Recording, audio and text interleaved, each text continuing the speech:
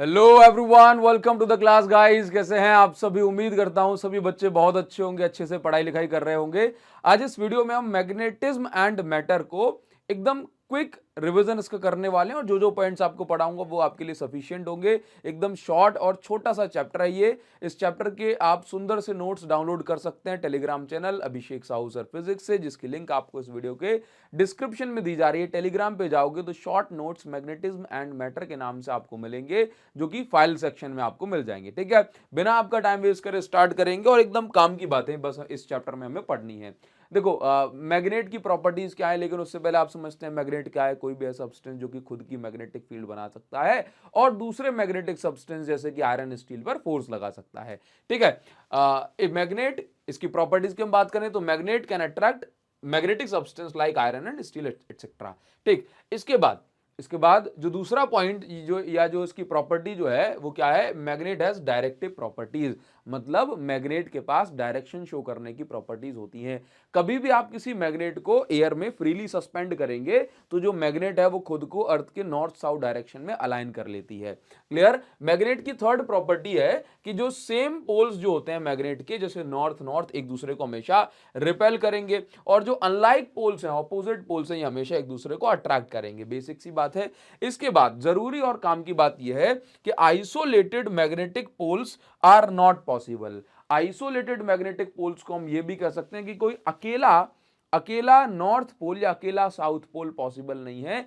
किसी भी मैग्नेट में नॉर्थ और साउथ पोल हमेशा एक साथ होंगे, एक साइड नॉर्थ दूसरी साइड साउथ। आप एक मैग्नेट को कितना भी तोड़ दें तब भी नॉर्थ और साउथ पोल कभी भी अलग नहीं होंगे, क्योंकि एक मैग्नेट के जैसे एक मैग्नेट का सबसे मैग्नेटिक फील्ड बनाने का सबसे छोटा सोर्स कौन है? कोई भी एटम। तो एटम के एक साइड अगर नॉर्थ पोल बन रहा है, दूसरे साइड साउथ पोल जरूर बनेगा। तो आप किसी मैग्नेट से नॉर्थ और साउथ पोल को अलग नहीं कर सकते। तो आइसोलेटेड यानी अकेला मैग्नेटिक पोल पॉसिबल नहीं है। यह आपको मैग्नेट की प्रॉपर्टीज याद रखनी है। अच्छा, अगला देखो, अगर हम बात करते हैं मैग्नेट की तो हमें इस चैप्टर में बार मैग्नेट को पढ़ना होता है। ठीक, अब बार मैग्नेट की अगर हम बात करें तो जैसे ये बार मैग्नेट का नॉर्थ पोल है, ये बार मैग्नेट का साउथ पोल है। क्लियर है? तो जैसे आप इलेक्ट्रिक डाइपोल होता है ना, एक साइड क्या होता है प्लस चार्ज, दूसरी साइड क्या होता है माइनस चार्ज, और दोनों के बीच की डिस्टेंस क्या है 2l।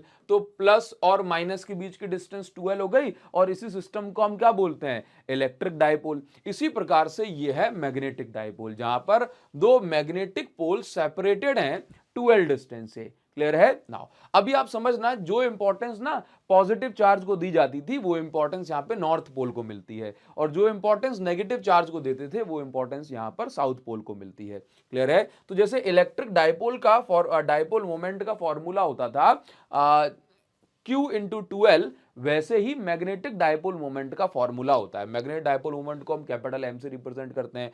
तो जैसे चार्ज इंटू 2l डिस्टेंस होती थी ना इलेक्ट्रिक डायपोल मोमेंट में, ऐसे यहां पर है M इंटू 2l। और ये जो M आप देख रहे हैं ये पोल स्ट्रेंथ है, यानी कि इन पोल्स की स्ट्रेंथ जो है उसको हमने स्मॉल m से रिप्रेजेंट करा।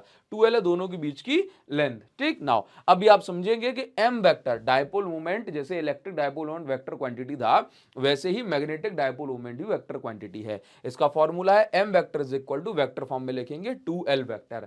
इसका मतलब यह है कि लेंथ के पास डायरेक्शन है। जैसे इलेक्ट्रिक डायपोल मोमेंट की डायरेक्शन जो होती थी वो नेगेटिव से पॉजिटिव हुआ करती थी, ऐसे ही मैग्नेटिक डायपोल मोमेंट की डायरेक्शन साउथ से नॉर्थ पोल होती है। क्लियर है? अच्छा, यहां पर एक जरूरी चीज समझना आप कि जो बार मैग्नेट है, इस बार मैग्नेट की जो एक्चुअल लेंथ है ये इसके दोनों किनारे से है, लेकिन जो इसकी मैग्नेटिक लेंथ है, क्या मैग्नेटिक लेंथ, मैग्नेटिक लेंथ कहते हैं दोनों पोल्स के बीच की डिस्टेंस को। तो मैग्नेटिक लेंथ जो है ये किनारे से थोड़ा सा अंदर से नापी जाती है। तो मैग्नेटिक लेंथ जो है ये 5/6 ऑफ एक्चुअल लेंथ होती है, मतलब एक्चुअल लेंथ का 5/6 पार्ट। क्लियर है? नाउ तो ये आपको इसके बारे में कुछ बेसिक सी बातें समझनी है। जैसे आप किसी इलेक्ट्रिक डायपोल को इलेक्ट्रिक फील्ड में रखते थे तो उस पर टॉर्क लगता था ना, इसी प्रकार से अगर आप किसी मैग्नेटिक डायपोल को यानी कि बार मैग्नेट को मैग्नेटिक फील्ड में रखेंगे तो उस पर भी टॉर्क लगेगा। अब टॉर्क का फॉर्मूला पहले हुआ करता था PE sin थीटा,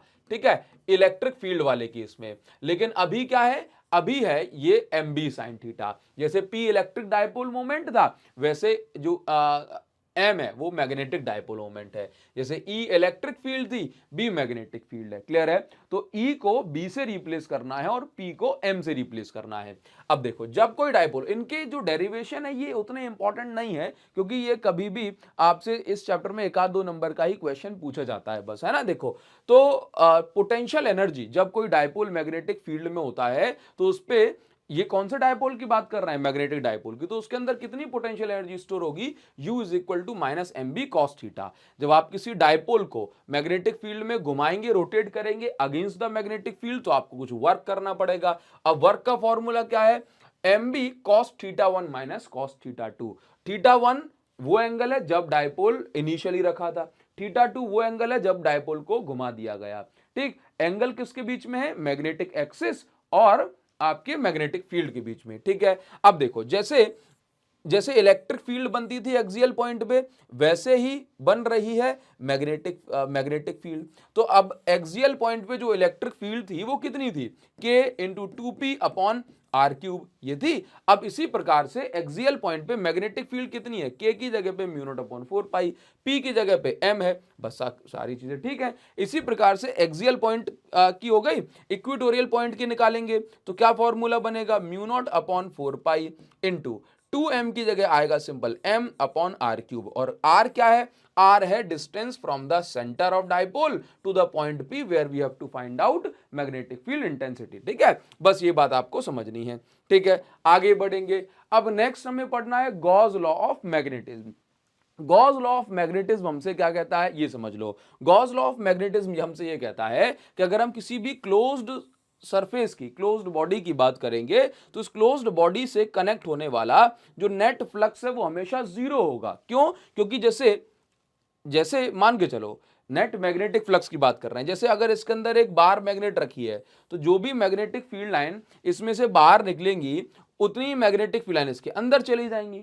तो outward flux will be equal to inward flux, है ना। तो आपको समझना है कि जो मैग्नेटिक फील्ड लाइंस हैं ये क्या करती हैं, ये तो क्लोज लूप बनाती हैं। जितनी मैग्नेटिक फील्ड लाइन बाहर जाएंगी उतनी मैग्नेटिक फील्ड लाइन अंदर भी जाएंगी। तो इस बॉडी से जो नेट फ्लक्स है वो कितना लिंक हुआ, जीरो लिंक हुआ। तो बस यही चीज यहां पर फॉर्मूले के फॉर्म में लिख दी गई कि B vector close integration of magnetic field with respect to a surface is always equal to zero. Clear? तो ये चीज यहां पर लिख दी है। ठीक है, it means magnetic field line जितनी एंटर कर रही हैं उतनी ही मैग्नेटिक फील्ड लाइन इस सरफेस से एग्जिट कर जाएंगी, तो नेट फ्लक्स हमेशा जीरो होगा। और इसकी इंपॉर्टेंस क्या है, इसकी इंपॉर्टेंस क्या है कि आइसोलेटेड मैग्नेटिक मोनोपोल्स पॉसिबल नहीं है। अगर आइसोलेटेड मैग्नेटिक पोल्स पॉसिबल होते, तो जैसे अकेला नॉर्थ पोल पॉसिबल होता तो सिर्फ आउटवर्ड फ्लक्स होता, है ना, इनवर्ड फ्लक्स नहीं होता। ठीक, चलिए आगे देखो, मैग्नेटिक फील्ड लाइन की प्रॉपर्टीज हमें पढ़नी है। अच्छा, मैग्नेट के बाद हमें इसकी प्रॉपर्टीज पढ़ लेनी चाहिए थी ना। चलो अभी देख लो। तो बार मैग्नेट जैसे मेरे पास अगर ये है तो ये नॉर्थ ये साउथ हो गया। अब मैग्नेट की कुछ मैग्नेटिक फील्ड लाइन की कुछ प्रॉपर्टी है। जैसे पहली प्रॉपर्टी क्या है कि मैग्नेटिक फील्ड लाइन नॉर्थ से निकलेंगी और साउथ में एंटर करेंगी। ये तो आउटवर्ड द मैग्नेट है, आउटसाइड द मैग्नेट। और मैग्नेट के अंदर जो फील्ड लाइन है ये साउथ से नॉर्थ ट्रेवल करती हैं, नॉर्थ से साउथ मैग्नेट के बाहर और साउथ से नॉर्थ मैग्नेट के अंदर। तो ये मैग्नेटिक फील्ड लाइन का कुछ इस प्रकार का पैटर्न होता है। ठीक, तो ये पहले पॉइंट में लिखा हुआ है। दूसरा पॉइंट क्या कहता है कि magnetic field lines form close loop. Magnetic field line close loop बनाता है। इसका मतलब ये हुआ कि जैसे इलेक्ट्रिक फील्ड लाइन में था ना कि पॉजिटिव से इलेक्ट्रिक फील्ड लाइन स्टार्ट और नेगेटिव जहां दिख गया वहां पे इलेक्ट्रिक फील्ड लाइन टर्मिनेट यानी खत्म हो जाती थी। लेकिन मैग्नेटिक फील्ड लाइन में ऐसा नहीं है। मैग्नेटिक फील्ड लाइन नॉर्थ से निकली, ये साउथ तक पहुंची, फिर यहां रुकेंगे नहीं, साउथ से वापस से नॉर्थ पे, यानी कि ये लूप को कंप्लीट करती है। क्लियर? नाउ नेक्स्ट हम आगे बढ़ेंगे। थर्ड क्या है कि दो मैग्नेटिक फील्ड लाइन कभी भी एक दूसरे को इंटरसेक्ट नहीं करती। जैसे आपने इलेक्ट्रिक फील्ड में पढ़ा था, तो जैसे आप ये देखो कि जैसे अगर एक पॉइंट पे आप टेंजेंट ड्रॉ करोगे तो मैग्नेटिक फील्ड लाइन की डायरेक्शन जो है वो आपको ये दिख रही है। बट इसी पॉइंट पे, जैसे मैग्नेटिक फील्ड लाइन पे जब आप टेंजेंट ड्रॉ करते हो तो उस पर्टिकुलर पॉइंट पे मैग्नेटिक फोर्स की आपको डायरेक्शन मिलती है। ठीक है, या ऐसा बोल दो उस पर्टिकुलर पॉइंट पे मैग्नेटिक फील्ड लाइन की डायरेक्शन मिलती है आपको। ठीक, लेकिन इस पॉइंट पे टेंजेंट डालोगे तो ये डायरेक्शन होना चाहिए। तो एक पॉइंट पे मैग्नेटिक फील्ड लाइन की दो डायरेक्शंस पॉसिबल नहीं है, ना ही दो मैग्नेटिक फोर्स की डायरेक्शन पॉसिबल है। तो ये हो गया कि दो मैग्नेटिक फील्ड लाइन कभी भी एक दूसरे को इंटरसेक्ट नहीं करेंगी, क्योंकि अगर वो करती हैं तो एक पॉइंट पे हमें दो टेंजेंट ड्रॉ करने पड़ेंगे और वो दोनों टेंजेंट हमें मैग्नेटिक फोर्स की डायरेक्शन बताएंगे, और एक पॉइंट पे दो मैग्नेटिक फोर्स की डायरेक्शन पॉसिबल नहीं है। ठीक, तो तीसरा पॉइंट हमारे पास ये हो गया। चौथे पॉइंट की हम बात करते हैं कि मैग्नेटिक फील्ड लाइन जो होती हैं ये हर मैग्नेटिक मटेरियल के अंदर ये एग्जिस्ट करती हैं। मतलब अगर हम बात करें कि मेरे पास एक आयरन का पीस है, अब यहां पर ये हमने इसको मैग्नेटिक फील्ड के अंदर रख दिया, तो इसके अंदर भी जो मैग्नेटिक फील्ड लाइंस हैं ये बनेंगी, ट्रैवल करेंगी, आगे बढ़ेंगी। ठीक है, तो कहने का मतलब है कि हर मैग्नेटिक मटेरियल के अंदर भी मैग्नेटिक फील्ड लाइन एग्जिस्ट कर सकती हैं। ठीक, देखिए अभी आपको कुछ 3-4 मोस्ट इंपॉर्टेंट हेडिंग्स हैं छोटी छोटी सी, ये आपको अच्छे से पढ़ना है और इन पर बेस्ड जो क्वेश्चन है वो भी पूछा जा सकता है। देखो, एक होता है इंटेंसिटी ऑफ मैग्नेटाइजेशन। जब आप किसी मैग्नेटिक सब्सटेंस को मैग्नेटिक फील्ड में रखते हैं तो एक्चुअल में उनके अंदर क्या होता है ना कि कुछ एटम्स सीधे हो जाते हैं। देखो, एटम्स क्या है, एटम्स ही तो रिस्पॉन्सिबल है मैग्नेटिक फील्ड बनाने के लिए। जैसे किसी एटम के अंदर इलेक्ट्रॉन ऐसे घूमने लगा तो उसकी पर्टिकुलर करंट की डायरेक्शन में आप फिंगर्स को घुमाओ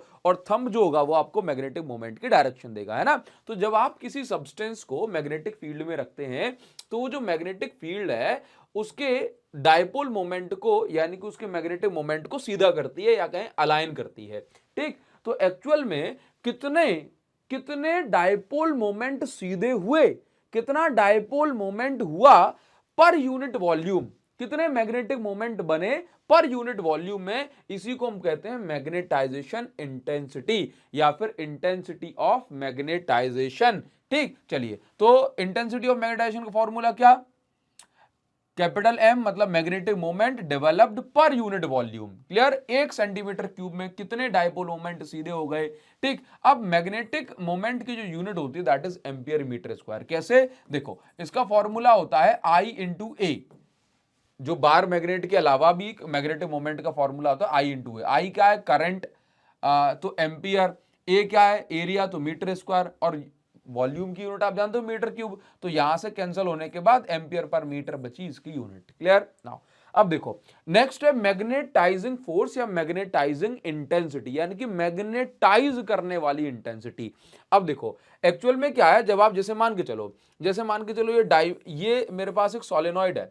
अब इस सोलेनॉइड के अंदर हमने क्या करा, एक छोटा सा सॉफ्ट आयरन का पीस रख दिया। अब सोलेनॉइड की जो मैग्नेटिक फील्ड होगी ये इसमें से घुसेगी, इसमें से एंटर करेगी, तो इसके इस सॉफ्ट आयरन कोर के डायपोल्स को सीधा करेगी, है ना, एटम्स को सीधा करेगी। तो इससे क्या होगा, इससे ये होगा कि ये जो आप देख रहे हो ना, तो ये जब इसको सीधा करेगी तो इसका मतलब है कि ये मैग्नेटाइज करने की कोशिश कर रही है। क्या करने की कोशिश कर रही है, इस सब्सटेंस को मैग्नेटाइज यानी कि मैग्नेट बनाने की कोशिश कर रही है। तो एक्चुअल में देखो इसकी मैग्नेटिक फील्ड कितनी है, B is equal to mu naught N I. Clear, समझना इसकी मैग्नेटिक फील्ड, लेकिन कौन ताकत लगा रहा है, ताकत कौन लगा रहा है, तो करंट, और कितने नंबर ऑफ टर्न्स हैं उतनी ज्यादा ही जो है बनेगी magnetic field and turn density पर बेस्ड। तो ये जो आप देख रहे हो ना B is equal to mu naught, तो मीडियम है, एन आई जो है ये जो टर्म है यही रिस्पॉन्सिबल है कि कितना स्ट्रॉन्ग मैग्नेटाइजेशन इसके अंदर होने वाला है। ठीक है, तो ये जो आप H जो देख रहे हो एन आई को हम बोलते हैं H, तो B इज इक्वल टू बन गया म्यू नॉट इंटू H, तो H इज इक्वल टू क्या बन गया, B अपॉन म्यू नॉट। अगर कोई मीडियम है तो म्यू आर भी लिख सकते हैं। तो ये जो H है इसी को हम बोलते हैं मैग्नेटाइजिंग इंटेंसिटी, किस इंटेंसिटी से ये जो फील्ड है इसको मैग्नेटाइज कर रही है, कितनी ताकत से इसको मैग्नेटाइज कर रही है।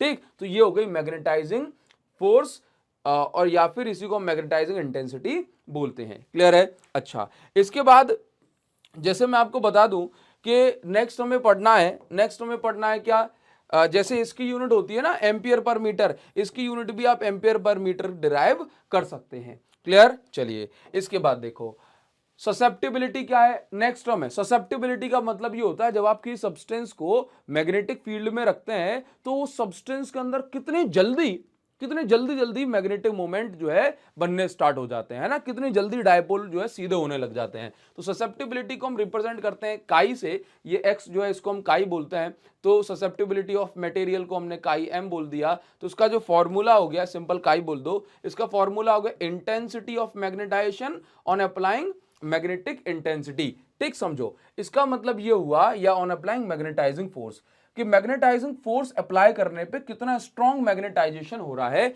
इसी को हमने बोला ससेप्टिबिलिटी। क्लियर है? अब देखो, अब क्योंकि इसकी यूनिट भी एम्पेयर पर मीटर, इसकी यूनिट भी एम्पेयर पर मीटर, तो ये unit less dimension less quantity हो गई। ठीक, इसके बाद रिलेटिव परमेबिलिटी क्या होता है, कि मान के चलो एयर के अंदर से 1000 फील्ड लाइन जा रही थी।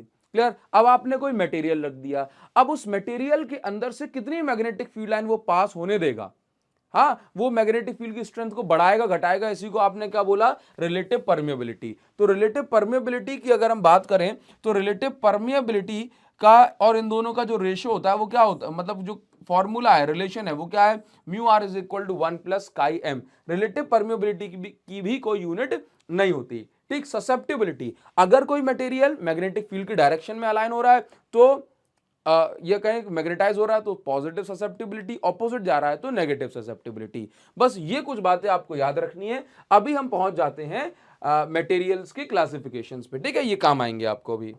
नेक्स्ट अभी हमें पढ़ना है टाइप्स ऑफ मैग्नेटिक सब्सटेंस। देखो बहुत सिंपल सी बात है, यहीं से सबसे ज्यादा क्वेश्चंस आते हैं। आपको जो बताया जा रहा है यहां पर, उसको अगर आप ध्यान से सुनेंगे तो 100% आपके एग्जाम में इसमें से क्वेश्चन फंसने के पूरे चांसेस हैं। ठीक है, देखो मैं आपको बता दूं कि hello everyone, welcome to the class guys. कैसे हैं आप सभी? उम्मीद करता हूं सभी बच्चे बहुत अच्छे होंगे, अच्छे से पढ़ाई लिखाई कर रहे होंगे। आज इस वीडियो में आपके लिए लेकर के आए हैं चैप्टर 5 क्लास 12th फिजिक्स के previous year question magnetism and matter से। देखो मैं आपको बता दूं, एकदम सिंपल सा ये चैप्टर है और उससे भी सिंपल क्वेश्चंस इसके प्रीवियस ईयर क्वेश्चन में पूछे जाते हैं। मैं आपको यहाँ पर दिखाऊंगा भी किस टाइप के क्वेश्चंस करे जो है आपसे पूछे गए हैं सीबीएसई ने। और आप ये मान लो कि जो बच्चा अच्छे से छोटे मोटे फॉर्मूले को पकड़ लेगा इसमें, और डायमैग्नेटिक, पैरामैग्नेटिक, फेरोमैग्नेटिक की प्रॉपर्टीज को अच्छे से कर लेगा, उस बच्चे का कोई क्वेश्चन इसमें एग्जाम में आपके में फंस ही जाएगा। बहुत सिंपल है, बहुत जल्दी ये चैप्टर खत्म हो जाएगा। लेकिन क्योंकि बहुत सारे क्वेश्चंस डायमैग्नेटिक, पैरामैग्नेटिक और फेरोमैग्नेटिक की प्रॉपर्टीज से पूछा जाता है, तो पहले मैं आपको लाइन से उसी को समझाऊंगा कि आप ये समझ लो। मतलब थोड़ा सा एक ब्रीफ में आप देख लेंगे तो सारे क्वेश्चन आप बना लेंगे, है ना। आप ये मान लो कि जो मैग्नेटिक सब्सटेंस है वो 3 टाइप के हैं। डायमैग्नेटिक सब्सटेंस वो होते हैं जो कि मैग्नेटिक फील्ड लाइन को रिपेल करते हैं ना, मैग्नेटिक फील्ड को रिपेल करते हैं। जब इनको मैग्नेटिक फील्ड में रख देते हैं तो खुद की उल्टी मैग्नेटिक फील्ड बनाते हैं, है ना, और मैग्नेटिक फील्ड की वैल्यू को कम करने की कोशिश करते हैं। बट जो रिजल्टेंट मैग्नेटिक फील्ड है वो मेन मैग्नेटिक फील्ड की डायरेक्शन में ही रहती है, क्योंकि उसकी वैल्यू ज्यादा होती है। क्लियर है? चलिए, पैरामैग्नेटिक सब्सटेंस की हम बात करें तो ये ऐसे सब्सटेंस होते हैं जो कि मैग्नेटिक फील्ड को अट्रैक्ट करते हैं। हालांकि इनका अट्रैक्शन बहुत वीक होता है, तो हमने बोला है वीकली सपोर्ट करते हैं मैग्नेटिक फील्ड को। एग्जाम्पल के तौर पे आप एल्यूमिनियम को समझ सकते हैं, है ना। डायमैग्नेटिक सब्सटेंस कॉपर और गोल्ड डायमैग्नेटिक सब्सटेंस है, आप इनको याद रखेंगे। क्लियर? ये इंपॉर्टेंट एग्जांपल्स हैं, इनको याद रखना ही है। फेरोमैग्नेटिक सब्सटेंस वो होते हैं जो कि मैग्नेटिक फील्ड को बहुत बहुत ज्यादा सपोर्ट करते हैं। ये मैग्नेटिक फील्ड अगर कहीं पर है और वहां पर फेरोमैग्नेटिक सब्सटेंस रखा हुआ है, तो मैग्नेटिक फील्ड लाइन मैक्सिमम इसी के अंदर से पास होने वाली है। सारी की सारी magnetic field line ferromagnetic substance के अंदर से पास होंगी। एग्जांपल के तौर पे आयरन, निकेल, कोबाल्ट, स्टील, ये फेरोमैग्नेटिक सब्सटेंस होते हैं, है ना। मतलब फेरोमैग्नेटिक सब्सटेंस सबसे ज्यादा मैग्नेटिक फील्ड को पसंद करते हैं। और अब जब भी कहा जाए कि भाई जो है कौन सा मेटल मैग्नेट से सबसे पहले चिपकेगा, तो हमारे दिमाग में नाम ही आयरन का आता है। Iron best ferromagnetic material. ठीक है, चलिए हम आगे बढ़ेंगे। अब ये जो तीनों फेरोमैग्नेटिक मटेरियल हैं, डायमैग्नेटिक, पैरामैग्नेटिक और फेरोमैग्नेटिक, इनकी कुछ बेसिक प्रॉपर्टीज हैं और इन सभी प्रॉपर्टीज को आप समझिए, सारे क्वेश्चन बन जाएंगे यहाँ से। देखो क्या होता है, अगर हम बात करें डायमैग्नेटिक सब्सटेंस की, तो डायमैग्नेटिक सब्सटेंस के जो एटम होते हैं, इनके अंदर इवन पेयर ऑफ इलेक्ट्रॉन्स हैं। ठीक, एक इलेक्ट्रॉन ऐसे घूम रहा है, उसका दूसरा इलेक्ट्रॉन ऐसे घूम रहा है, तो दोनों का जो नेट मैग्नेटिक मोमेंट होता है in the absence of magnetic field वो जीरो हो जाता है। तो नेट मैग्नेटिक मोमेंट डायमैग्नेटिक का जीरो, लेकिन पैरामैग्नेटिक में जीरो नहीं होता। फेरोमैग्नेटिक के अंदर भी जीरो नहीं होता, क्योंकि अगर नेट मैग्नेटिक मोमेंट ही सब्सटेंस का जीरो हो जाएगा तो वो किस प्रकार से मैग्नेटिक फील्ड बनाएगा या सपोर्ट करेगा। क्लियर है। हालांकि जब आप एक्सटर्नल मैग्नेटिक फील्ड जो है लगाते हैं तो डायमैग्नेटिक के अंदर भी नेट मैग्नेटिक मोमेंट डेवलप हो जाता है, बट वो ऑपोजिट डायरेक्शन में बनता है। ठीक है, मेन मैग्नेटिक फील्ड के। ठीक, अगला जो पॉइंट है that is called magnetic susceptibility. Magnetic susceptibility का मतलब यह हुआ कि कौन सा सब्सटेंस मैग्नेट को फास्ट रिस्पॉन्ड करता है। क्या करता है? कितने फास्ट रिस्पॉन्ड करता है ना, कितनी जल्दी एक्शन में आता है। ठीक है, इसी को आपने बोला मैग्नेटिक ससेप्टिबिलिटी। तो देखो मैंने क्या कहा, अगर हम बात करेंगे डायमैग्नेटिक की, तो डायमैग्नेटिक सब्सटेंस जो होते हैं वीकली रिपेल करते हैं। ये मैग्नेटिक डायमैग्नेटिक सब्सटेंस है, यहां से मैग्नेटिक फील्ड आई तो ये इसको रिपेल करेगा, मतलब अपनी मैग्नेटिक फील्ड बनाएगा ऑपोजिट डायरेक्शन में। मतलब रिस्पॉन्ड तो कर रहा है, कम रिस्पॉन्ड कर रहा है, लेकिन कहां कर रहा है? ऑपोजिट डायरेक्शन में। तो हमने बोला ऑपोजिट डायरेक्शन के लिए नेगेटिव साइन, लेकिन बहुत थोड़ा सा रिस्पॉन्ड कर रहा है, तो नेगेटिव तो है लेकिन कम वैल्यू में नेगेटिव है। ठीक है। अच्छा, पैरामैग्नेटिक की बात करेंगे तो सपोर्ट करता है पैरामैग्नेटिक, तो ससेप्टिबिलिटी भी पॉजिटिव है लेकिन उतना सपोर्ट नहीं कर पाता। तो हमने बोला कि ससेप्टिबिलिटी पॉजिटिव तो है लेकिन स्मॉल वैल्यू में पॉजिटिव है। ठीक है। फेरोमैग्नेटिक की हम बात करेंगे तो फेरोमैग्नेटिक सब्सटेंस में क्या होता है कि वैल्यू तो पॉजिटिव है, क्योंकि ये तो बहुत सपोर्ट करता है, लेकिन बहुत सपोर्ट करता है इसलिए लिखा कि भाई बड़ी वैल्यू है, very very large value, positive and very large. ठीक। रिलेटिव परमिएबिलिटी, परमिएबिलिटी का मतलब है कौन सा मटेरियल अपने अंदर से ज्यादा मैग्नेटिक फील्ड लाइन को पास होने देगा। क्लियर है। तो देखो ये जो है अगर वहां से 100 लाइन आ रही है ना तो उसको कम करने की कोशिश करता है डायमैग्नेटिक। तो डायमैग्नेटिक जो रिलेटिव परमिएबिलिटी है जिसको म्यू आर से रिप्रेजेंट करते हैं, ये 1 से छोटी होती है। रिलेटिव परमिएबिलिटी की वैल्यू 0 से 1 के बीच में और उससे ज्यादा होती है, मतलब नेगेटिव नहीं होगी, है ना। तो ये 1 से छोटी होती है। हाँ, पैरामैग्नेटिक में 1 से बड़ी वैल्यू होती है लेकिन थोड़ी सी बड़ी होती है। इसके बाद फेरोमैग्नेटिक की हम बात करेंगे तो फेरोमैग्नेटिक में रिलेटिव परमिएबिलिटी की वैल्यू 1 से बहुत बड़ी होती है।